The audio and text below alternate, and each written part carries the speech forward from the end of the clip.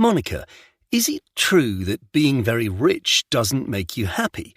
People often say this, but is it really true? No, it's not. In fact, there was some research done quite recently at Harvard University where they studied 4,000 millionaires. And they found that the people with $10 billion or more were much happier than the people with about 1 or 2 million. So having a lot of money actually seems to make people happy. But what they also found was that people who'd made their own money were much happier than people who'd inherited it or people who had got rich by marrying into a wealthy family, say. So it's better to make your own money? Definitely, yes, if you can. What about suddenly having a lot of money? Say, if you win the lottery or you suddenly inherit money from someone who dies. Does that influence people's behaviour? You often hear stories of how it makes people unhappy. Well, you do hear stories like that, yes, but they're just isolated cases. In fact, winning doesn't usually have a negative influence on people.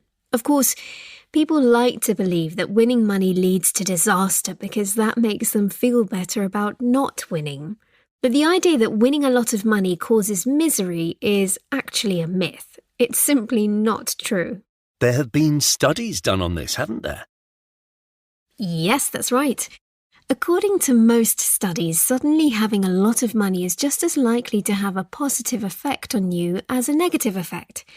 And most people don't in fact spend all their money. Can you give us some examples? Yes. For example, a recent study looked at how much of their money people spent if they won the lottery. And it found that people spent a lot in the first 5 years, but very few people spent all the money in their lifetime, only about 2 to 3%. So most people do spend a lot, but they save a lot as well. And then there was an interesting study in California, and they measured how happy people are as a result of winning the lottery. And they found that people feel very happy when they win, which isn't surprising.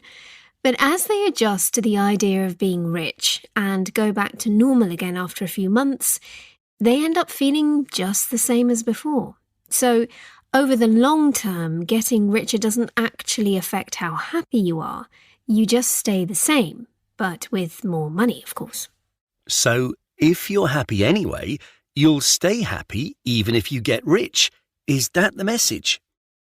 Yes, that's right. Money won't make you happy, but it won't stop you from being happy either.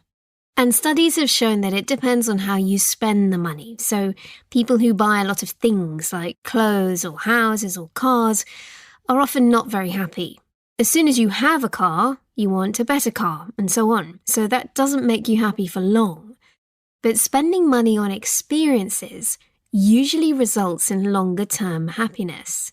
Experiences? Yes, for example, going on a holiday of a lifetime or doing something you've always wanted to do. That will make you happy while you're doing it, and it'll make you happy later because you also have good memories of it. So it's a better way to try and be happy. OK, so there we have it.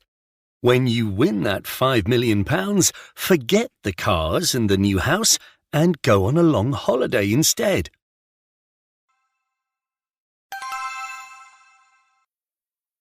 Miranda. I think the hardest part of drama school was actually getting into it. The audition process took forever. First of all, we had to perform 2 scenes from plays, one modern, one Shakespeare. Then we got called back to do the scenes again. I was supposed to prepare a song as well, but they forgot to let me know. So I just sang the first song that came into my head. Can't even remember what it was. After that, there was a workshop for a day where they made us work on new scenes from plays and do movement and voice classes.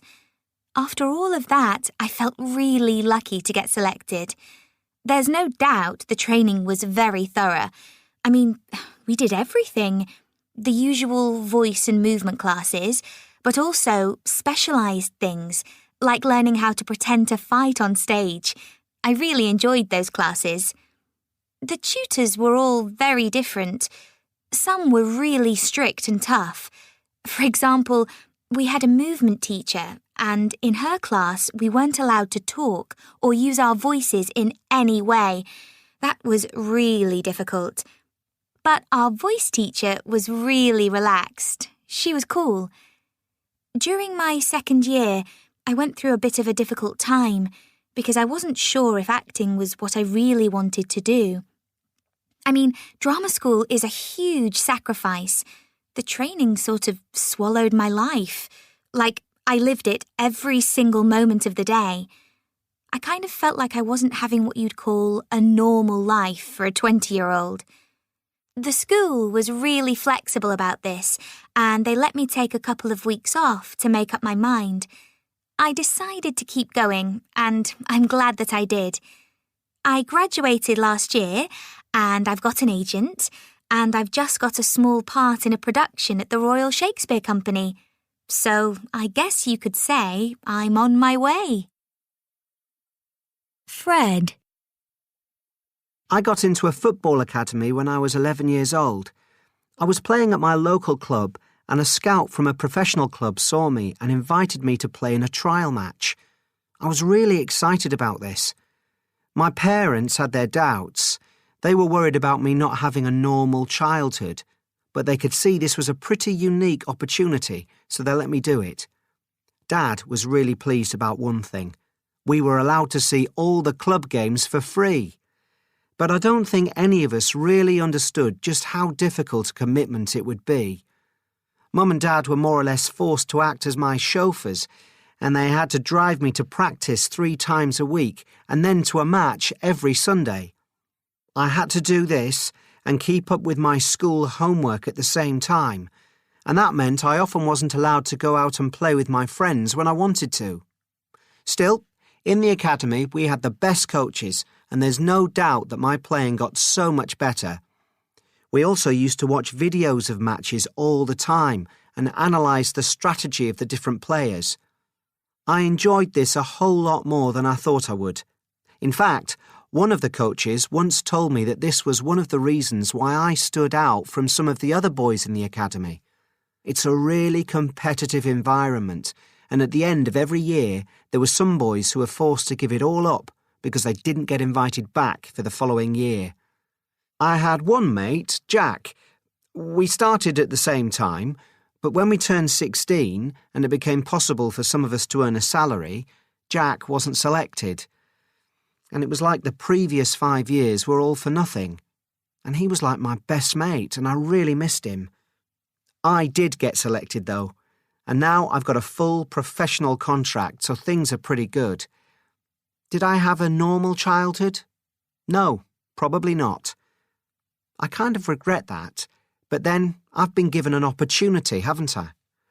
I guess you can't have it both ways.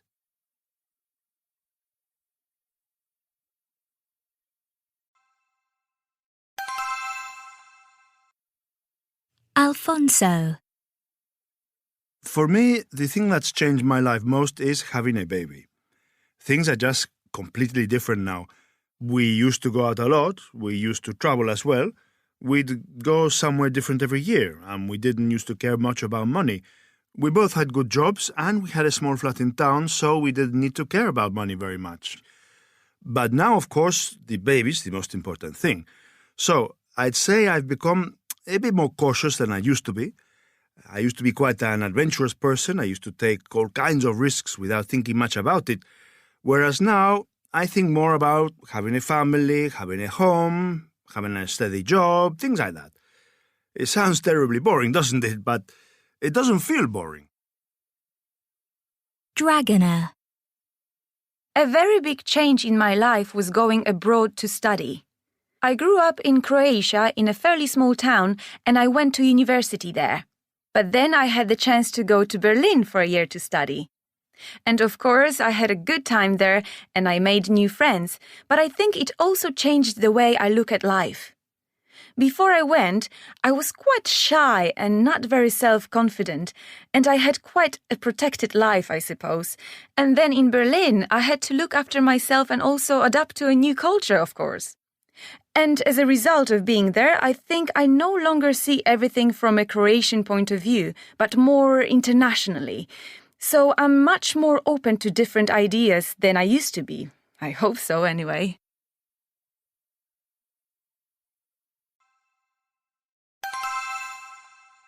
Part 1. Now let's have a look at some of the most successful ones. Tessa took this one. We really like the way the light is hitting the tree. And here's a similar shot, but from a different angle with a plane crossing the sky. We got some close-ups of flowers. We managed to get some good shots of daffodils. The light was really good for this one. And we were lucky and managed to get a couple of wildlife shots. Here's a shot of a swan that Tessa took. And finally, my shot of a squirrel. Thank you for listening. OK. Thank you, Becky and Tessa. Some very good work. There were some interesting close-up shots there. Very sharp details and clear colours. Yes, a very good first assignment. Well done, both of you. OK, now for your next assignment. Bridges. Pick a bridge that you like, photograph it, and then write an essay to go with it. OK? We'll see how you get on. You've got 1 month. Part 2. That went quite well. Yeah. It was fun. So, bridges for our next assignment. Yes, bridges. So boring. Oh, I don't know. It's not that boring. All that fantastic architecture. It could be quite interesting. Yeah, maybe you're right. I'm not sure. There's all that theory for the essay. I didn't take any notes in yesterday's lecture. Don't worry, I took loads of notes. You can borrow mine. Can I? Sure. Come round to the cafe later and I'll give them to you. Must go now. Bye. Bye. Part 3. Here you are. My lecture notes. Oh, great. Thanks. And these. Thank you. And here are some other notes I made earlier. OK, thank you. Plenty to read here. It's not too much, is it? Well, no, thank you. You've saved my life. Don't worry, that's okay. I'm more into the theory than you are. You can say that again. I hate it. By the way, Tom and I were sorting out details of the wedding last night. Oh, yeah? And, well, we thought, if you're interested, we'd love you to take the photos. Me? Are you serious? Yeah, why not? Well, I'm not... I don't think I'm good enough. Oh, don't be silly, of course you are. Oh, will you, please? Well, yes, if you want me to. I mean, I'd love to. Great. Better get back to work. Oh, no! What is it, Phil? I've just deleted the whole chapter. I only meant to delete the paragraph. Oh, no. Who's that? That's Phil. He's always here. He's writing a book. Well, trying to, anyway, when he isn't accidentally deleting his work. A writer? That's interesting. See you later. Hi. Becky tells me you're writing a book? Sort of. That's great. I like books. I'd like to see what you've written anyway. I'm sure it's really good. Thanks. I haven't written much yet.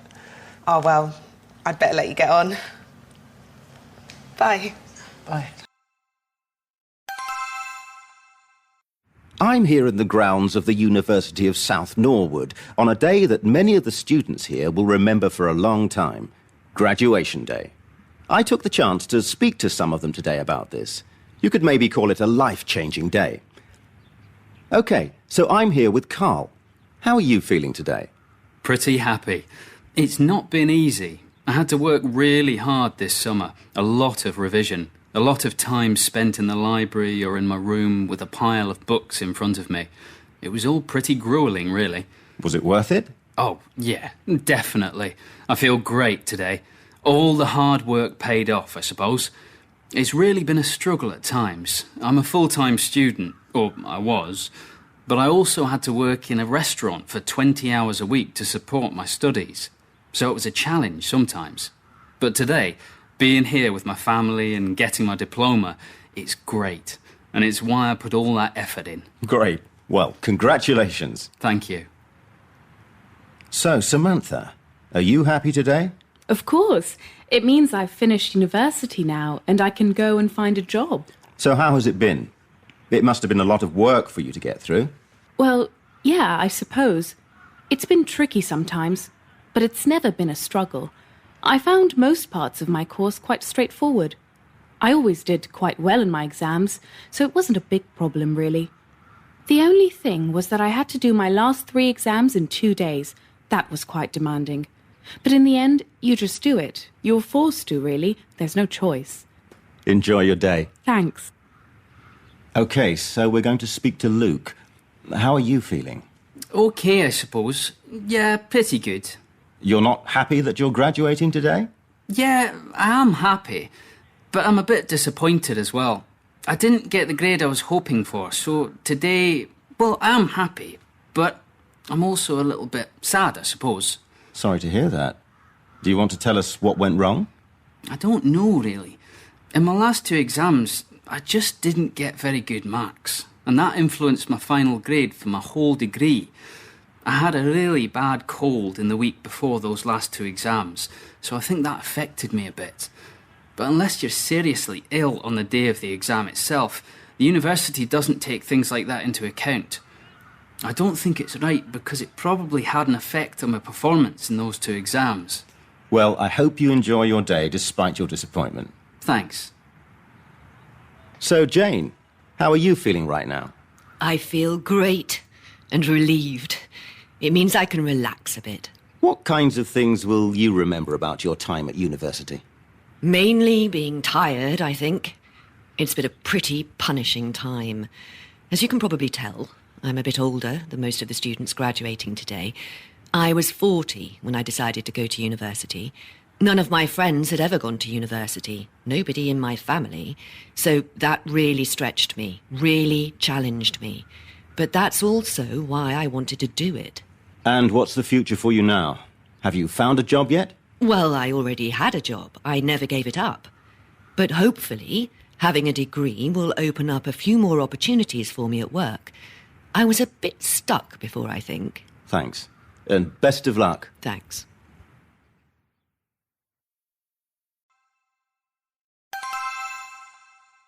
Eva, from Colombia. I got a chance to go to Toronto in Canada for a year, to work for my company. I didn't have to go there, but I chose to go because I thought it would be interesting. And it was a great experience. And, of course, at the start it was all new and exciting and there was so much to see, so many places to go out. I'm from quite a small town in Colombia, so it was a huge difference. The most difficult thing, I think, was getting to know people. I think in a big city everyone's busy with their own life, you know? Everyone's in a hurry.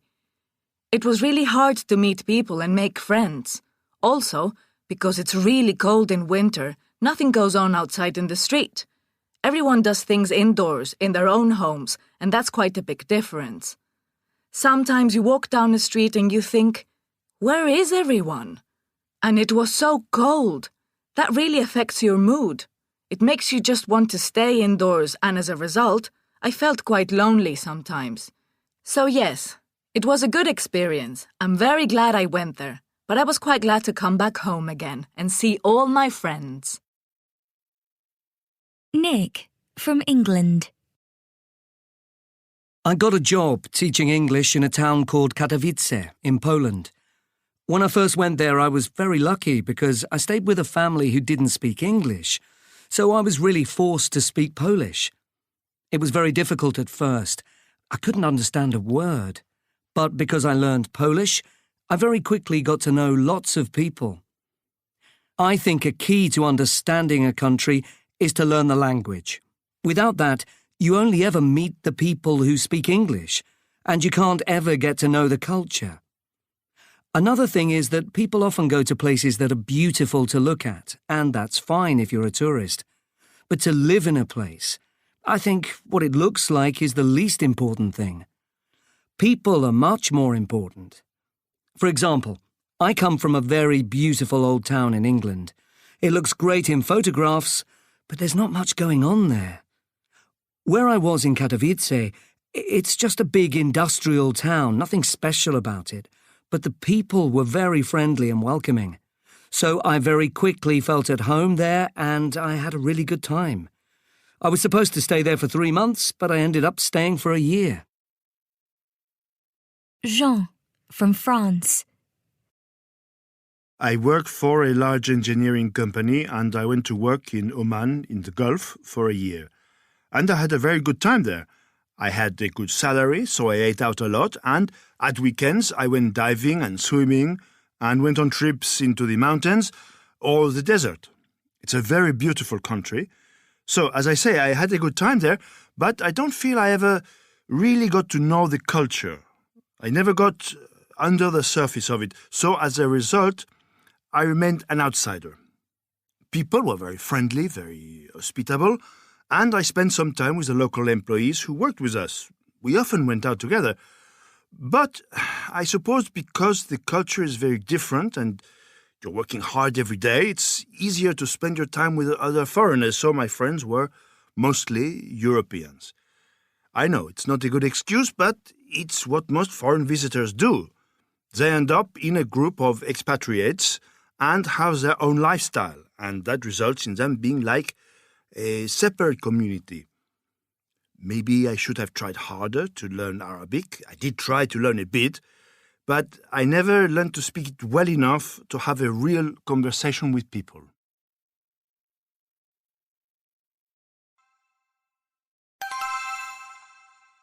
Lots of people get scared when they fly, and they're sure the plane's going to crash, but in fact, it's one of the safest ways to travel. The odds of a plane crashing are only about 1 in a million, and obviously they're much less if you use an airline with a good safety record. It's very unlikely that your plane will crash, but even if it does, you'll probably be fine, because 95% of people in plane crashes survive. If you sit at the back of the plane or over the wing near the exit, your chances get even better. So, if you're worried about getting on that plane, don't be, because you'll almost certainly survive the journey. You're more likely to have an accident in the car going to the airport. Your chances of having a road accident are 1 in 8,000. So, the safest way to travel is to take a train to the airport and then fly. More good news is that you have quite a good chance of living to be 100, especially if you don't worry too much. According to a recent report, in richer countries of the world, women who are 25 now have a 1 in 4 chance of reaching their 100th birthday. Men of 25 only have a 1 in 6 chance, not quite so good. But the chances are getting better all the time. So, a girl born now has a 1 in 3 chance of living to 100, and a boy has a 1 in 4 chance. Of course, this depends on what country you're in. In some countries, like Japan, the chances are even higher, and modern medicine may well make the chances higher still during your lifetime. So, that's the good news. You probably won't die in a plane crash, and you, or at least your children, could live to be 100. But the bad news is, you almost certainly won't win the lottery. The chances of winning a big prize in the lottery are only about 1 in 18 million, so that's extremely unlikely.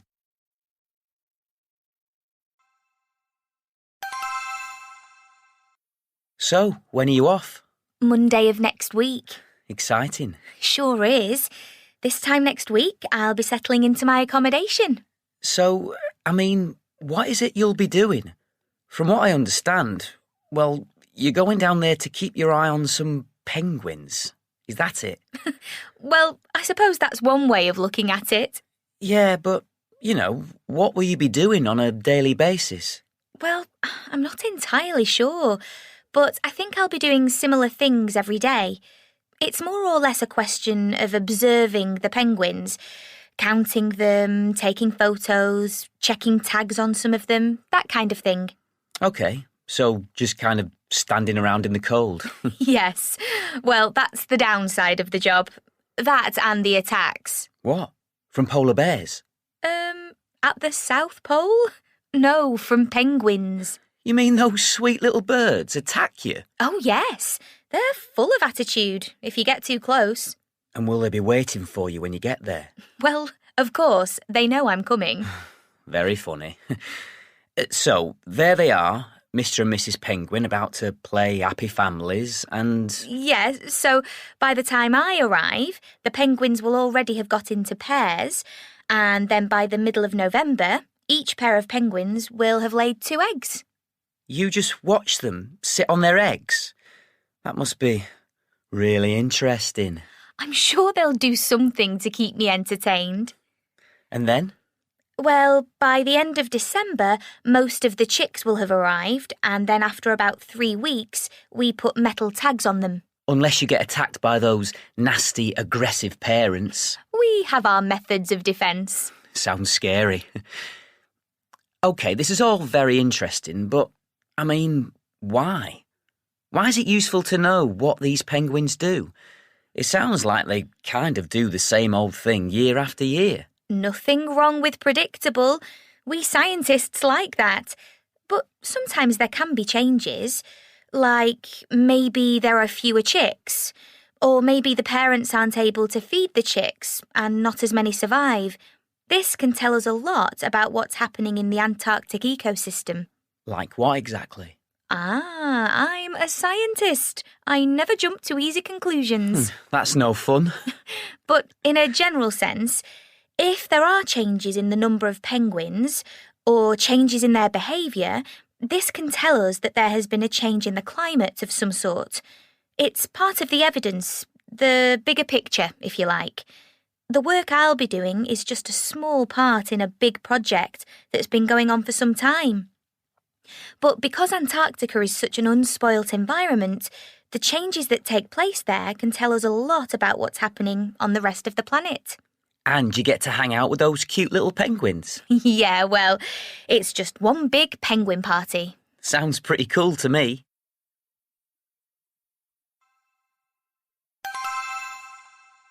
What's that you're reading, Fran?